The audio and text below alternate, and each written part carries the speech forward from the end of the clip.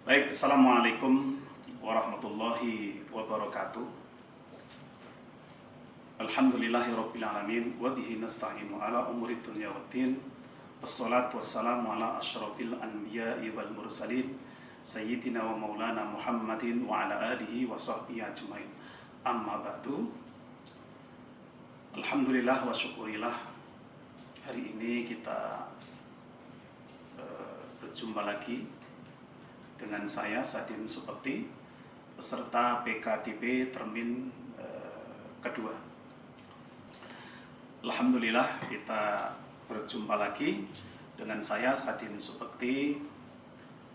Hari ini kita akan membahas tentang ayat-ayat Makkiyah dan Madaniyah. Ini bagian tema yang ada di dalam studi Al-Quran atau juga disebut dengan Ulumul Quran. Hari ini kita akan membahas tentang ayat-ayat Makkiyah dan Madaniyah.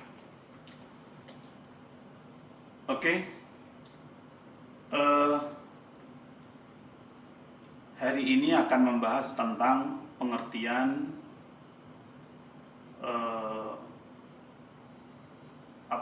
ayat-ayat Makkiyah dan Madaniyah, di mana ayat yang ada di dalam Al-Quran ini 114 tentu memiliki ciri-ciri.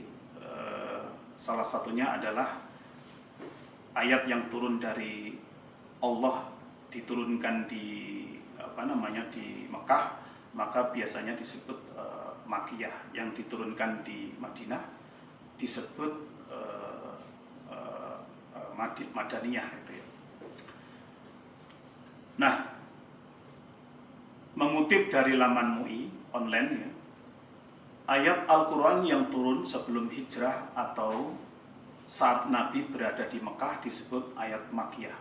Sedangkan sesudah hijrah disebut ayat-ayat Madaniyah. Jadi ada dua. Ayat yang turun sebelum Nabi hijrah disebut Makkiyah, dan sesudah hijrah disebut Madaniyah. Ini sebenarnya untuk memudahkan di dalam memahami tentang ayat-ayat Al-Quran Karim. Nah, para ulama Al-Quran, para ulama yang pakar dalam bidang Al-Quran yang membedakan ayat-ayat yang berdasarkan turunnya. Bahkan mereka juga mengumpulkan antara waktu, tempat, serta pola kalimat. Ya. Antara waktu, tempat, serta pola kalimat. Biasanya kalau Makkiyah itu ada ciri-cirinya, ada polanya. Begitu juga ayat-ayat yang turun di Madinah itu juga punya ciri-ciri, termasuk tempat dan turunnya itu ya. Nah, kenapa ini menjadi penting? Karena tujuannya adalah sebagaimana yang kami sampaikan tadi, untuk menjaga kemurnian Al-Quran dari kesalahan penafsiran. Karena biasanya kalau sudah penafsiran itu kadang-kala yang terjadinya khilafiyah ya. Kenapa? Karena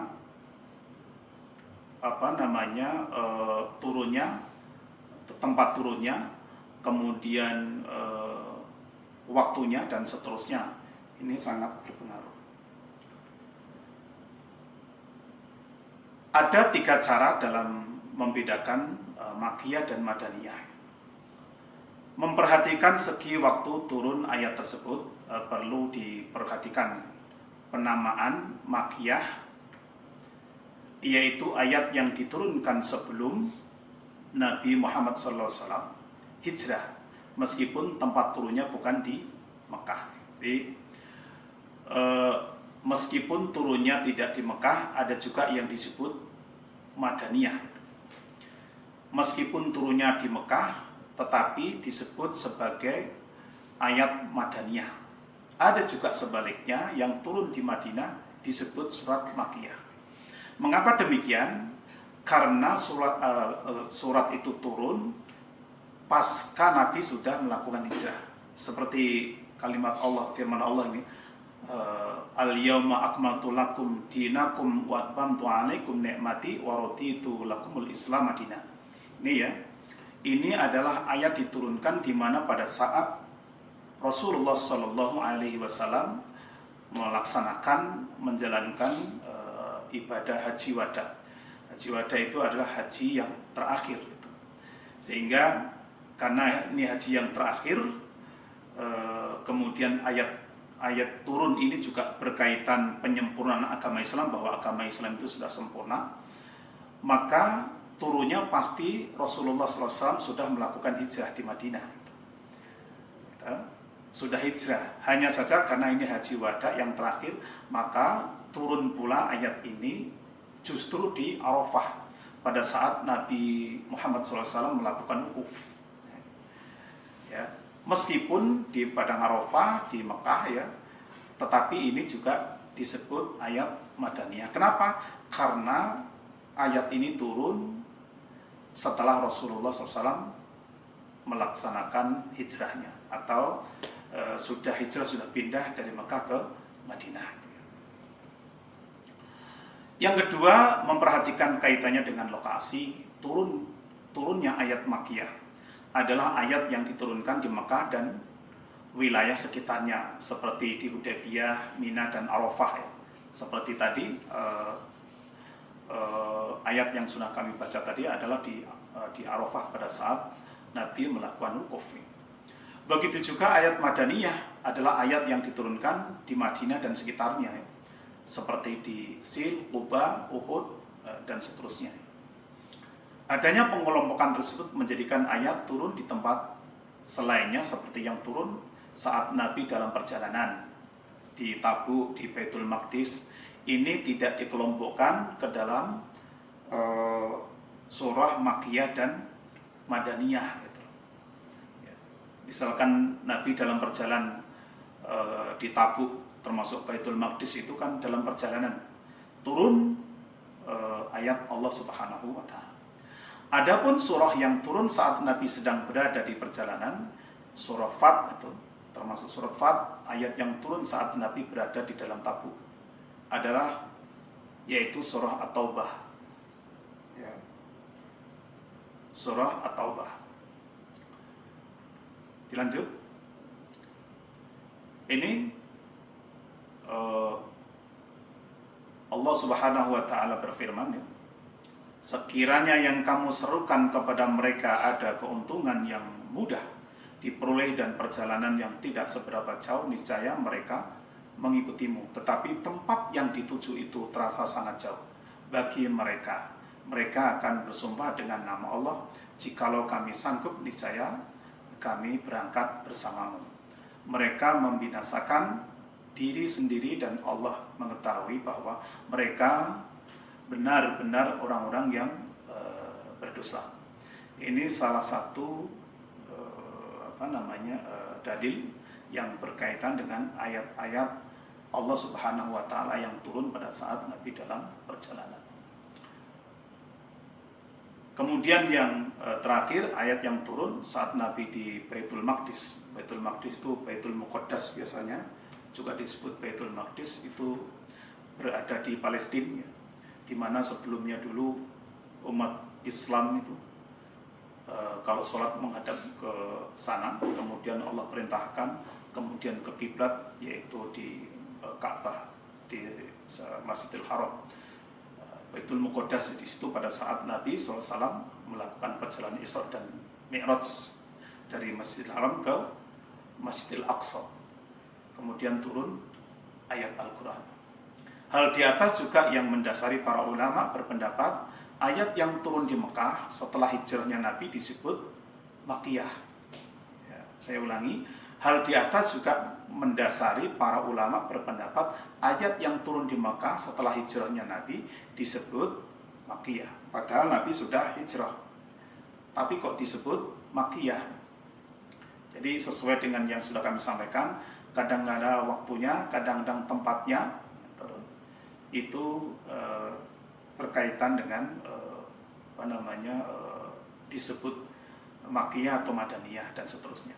Jadi kesimpulannya adalah disebut Madinah belum tentu surah itu turun di Madinah, boleh jadi di luar Madinah, bahkan boleh jadi turun di Mekah tapi disebut Madinah.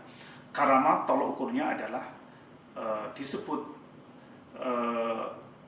Madinah atau Mekah karena tolok ukurnya adalah Nabi sudah hijrah.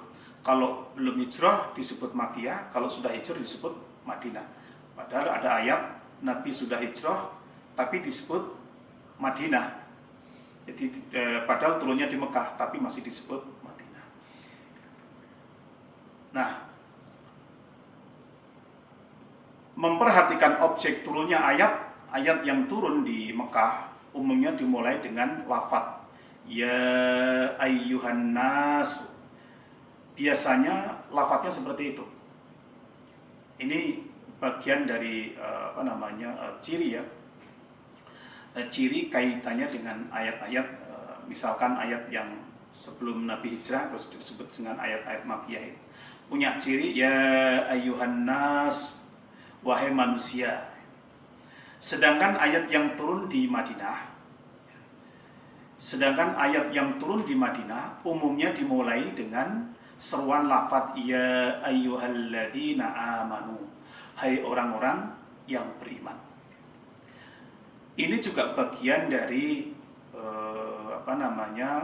untuk memahami tentang ciri-ciri surah atau ayat Allah Subhanahu wa taala di mana ayat tersebut turun.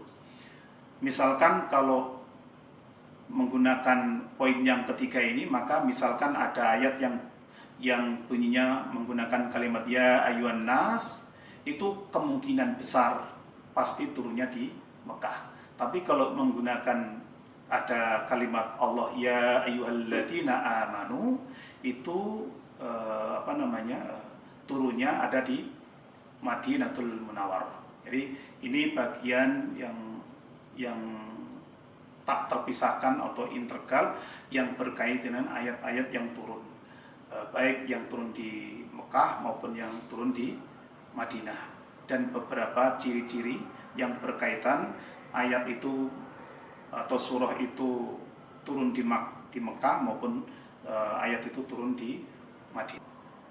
Saya kira itu berkaitan dengan ayat-ayat Makkiyah dan Madaniyah.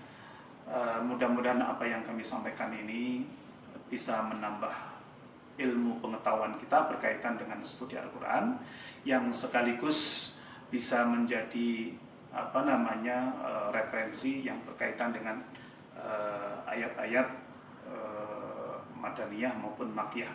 Mudah-mudahan bermanfaat, tidak hanya untuk diri saya saja tetapi juga untuk orang lain.